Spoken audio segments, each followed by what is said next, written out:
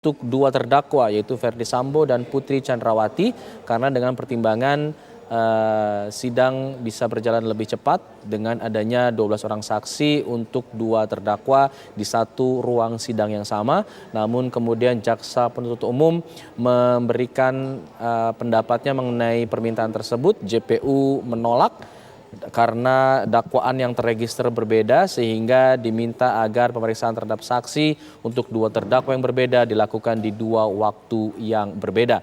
Majelis Hakim kemudian merespon dua permintaan yang berbeda ini dengan pertimbangan akan mempertimbangkan permintaan dari kuasa hukum dan penolakan dari jaksa penuntut umum yang nantinya akan dibacakan oleh Majelis Hakim mengenai permintaan tersebut.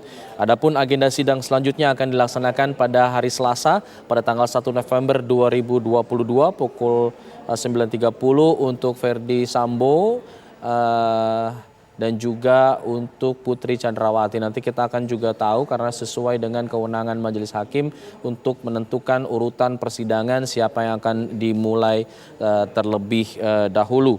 Untuk sidang selanjutnya yaitu adalah sidang pemeriksaan saksi.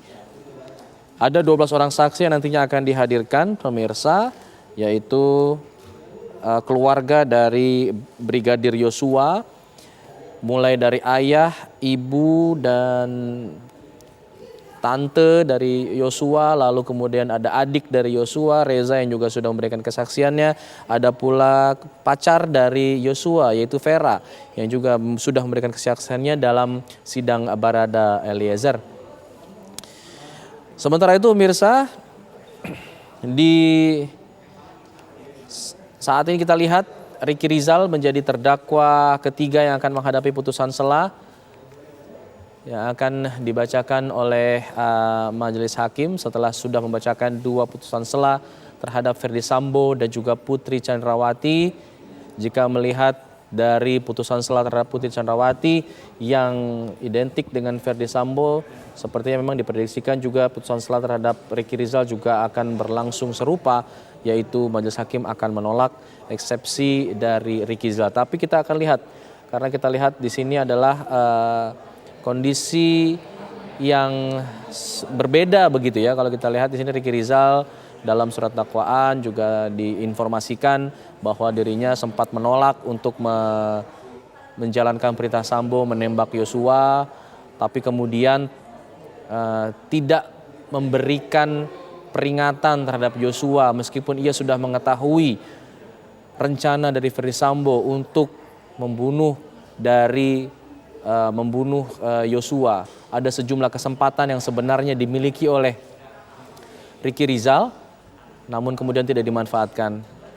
Ada sesuatu, pemirsa, sepertinya Ricky Rizal kembali ke ruang tunggu terhadap para terdakwa. Kita akan cari tahu nanti apa yang sebenarnya terjadi. Beberapa saat yang lalu kita lihat Ricky Rizal akan segera memasuki ruang sidang, namun sepertinya tidak jadi. Apakah ini artinya terdakwa lainnya yaitu Kuat Ma'ruf yang akan dihadirkan terlebih dahulu dibandingkan dengan Ricky Rizal? Nanti kita akan coba konfirmasi lagi oleh rekan kami di lapangan. Ada Akhir Nasution yang juga sudah bersiap di sana sejak pagi hari tadi untuk memantau jalannya sidang. Seperti yang kita tahu, ada dua putusan sela yang sudah dibacakan. Putusan sela yang pertama terhadap Ferdi Sambo, yang kedua terhadap Putri Chandrawati. Kedua putusan sela tersebut memutuskan bahwa Majelis Hakim menerima atau menolak eksepsi dari kedua terdakwa itu dengan alasan bahwa Majelis Hakim sependapat dengan jaksa penuntut umum bahwa dakwaan ini sudah disusun secara sistematis, cermat dan jelas. Majelis Hakim juga membantah dalil-dalil eksepsi yang diajukan oleh kuasa hukum, mulai dari sejumlah dalil seperti adanya penggabungan dakwaan dan lain sebagainya. Di sini Majelis Hakim berpendapat berbeda dengan kuasa hukum. Seperti Majelis Hakim berpendapat bahwa dalil dari kuasa hukum yang menyatakan bahwa soal dakwaan dari JPU ini harus ditolak karena dianggap tidak cermat, tidak jelas dan tidak lengkap mengenai peristiwa yang terjadi. Lalu kemudian dianggap mengabaikan sejumlah fakta dan juga tidak menjelaskan mengenai penyertaan terdakwa dalam beberapa kasus. Ya, sepertinya kita lihat pemirsa, Kuat Ma'ruf menjadi terdakwa ketiga yang menjalani sidang putusan sela pada hari ini. Kuat Ma'ruf juga dalam surat dakwaannya disebutkan berada di lokasi kejadian, bahkan melakukan persiapan juga seperti menutup jendela dan pintu, menutup garasi yang sebenarnya bukan menjadi tugas dia, namun ia dianggap ikut berperan di sini dalam hal pembunuhan terhadap Brigadir Nofriansah Yosua Huta Barat. Kita akan simak bersama pemirsa sidang putusan sela terhadap Kuat Ma'ruf yang juga nanti kabar khusus akan dilanjutkan bersama rekan saya Anat Realita. Kita akan simak bersama sidang perkara kali. nomor 800 PIT B 2022 PN Jakarta Selatan atas nama terdakwa Kuat Ma'ruf dinyatakan dibuka dan terbuka untuk umum. Saudara Kuat Ma'ruf sehat hari ini? Baik, sesuai dengan agenda penundaan sidang kemarin, hari ini adalah pembacaan putusan sela atas keberatan dari penasihat hukum serta tanggapan dari jaksa penuntut umum. Putusan sela nomor 800 PIT B 2022 PN Jakarta Selatan. Demi keadilan berdasarkan ketuhanan yang Maha Esa, Pengadilan Negeri Jakarta Selatan yang memeriksa dan mengadili perkara-perkara pidana tingkat pertama telah menjatuhkan putusan sela dalam perkara terdakwa nama lengkap Kuat Ma'ruf, nomor identitas 32710535760006, tempat lahir Banyumas, umur 45 tahun, tanggal lahir 30 Mei tahun 76. Jenis kelamin laki-laki, kebangsaan Indonesia, tempat tinggal Kampung Neglosari, RT 4 RW 4, Kelurahan Cibu, Kecamatan Bogor Utara, Kabupaten Jawa Barat. Agama Islam, pekerjaan swasta, pendidikan SMA. Terdakwa dalam hal ini didampingi oleh tim penasihat hukum dari Irawan SH dan kawan-kawan pada kantor hukum Hanis dan Hanis beralamat di Lipo Tamrin lantai 3 Jalan MH Tamrin Kafling 20 Jakarta Pusat 10350 berdasarkan surat kuasa tanggal 10 Oktober tahun 2022. Selanjutnya dilanjutkan oleh anggota majelis. Terdakwa ditangkap 9 Agustus 2022 sampai dengan 10 Agustus 2022 dan ditahan sejak tanggal 10 Agustus 2022 sampai dengan sekarang. Pengadilan negeri tersebut setelah membaca berkas perkara menimbang bahwa jaksa penuntut telah membacakan surat dakwaannya sebagaimana terlalu lengkap dalam isi putusan ini dan dianggap dibacakan, menimbang bahwa atas dakwaan jaksa penuntut umum, tim penasihat hukum terdakwa telah membacakan eksepsinya, eksepsi mana terlalu lengkap dalam isi putusan ini dan dianggap pula telah dibacakan.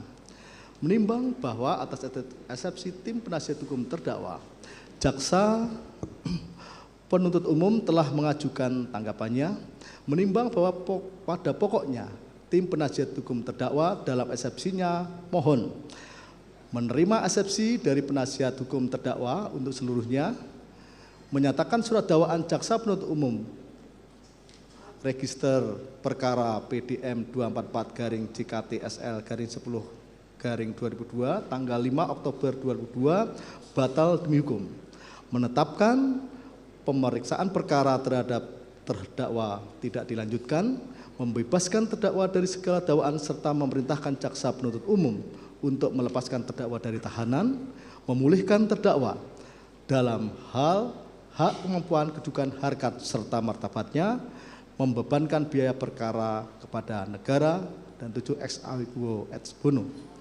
dengan alasan A. Uraian dakwaan tidak lengkap dan jelas, B. Dakwaan jaksa penuntut umum tidak menjelaskan perbuatan terdakwa yang merupakan tindak pidana atau mendukung terjadinya tindak pidana yang didakwakan.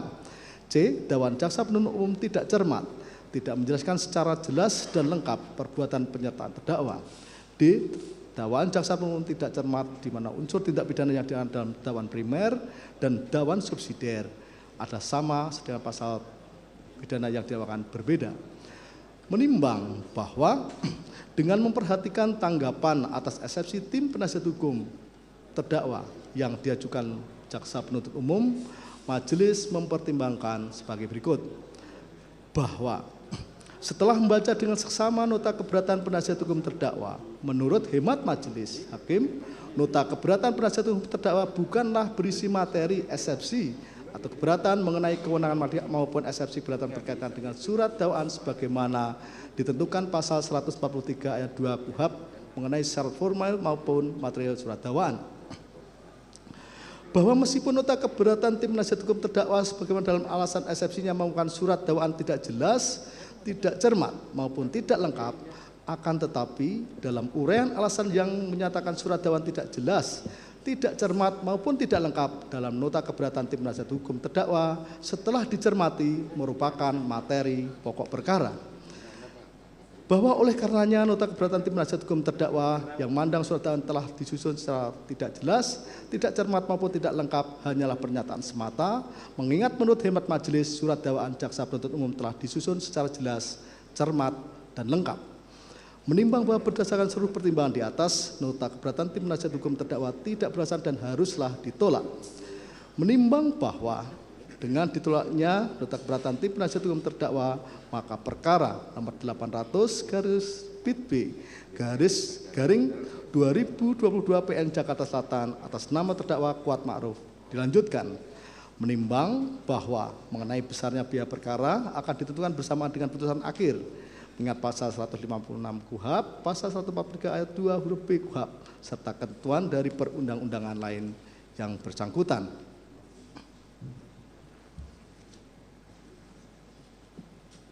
Mengadili.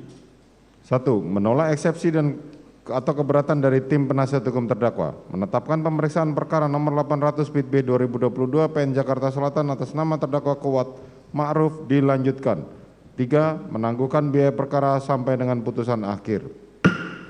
Demikianlah diputuskan dalam rapat permusyawaratan Majelis Hakim Pengadilan Negeri Jakarta Selatan pada hari Rabu tanggal 26 Oktober 2022 oleh kami Majelis Hakim. Putusan selamana diucapkan pada sidang terbuka pada hari itu juga dengan dibantu oleh saudara panitera pengganti, dihadiri oleh jaksa penuntut umum dan terdakwa serta penasihat hukum terdakwa. Demikian putusan sela atas perkara dari saudara Kuat Ma'ruf. Maka persidangan akan kami lanjutkan pada hari Rabu tanggal 2 November 2022 dengan agenda pemeriksaan 12 orang saksi dari korban dan keluarganya. Ya. Dan untuk penasihat hukum terdakwa, kami sampaikan persidangan ini akan kami gabungkan dengan persidangannya Ricky. Jadi mohon nanti berbagi tempat duduk bersama penasihat hukumnya Ricky. Demikian. Baik, dengan demikian sidang perkara atas nama terdakwa Kuat Ma'ruf dinyatakan ditutup. Gitu ya, Rabu ya. Ini gabung dengan Ricky. Ya, gabung ya.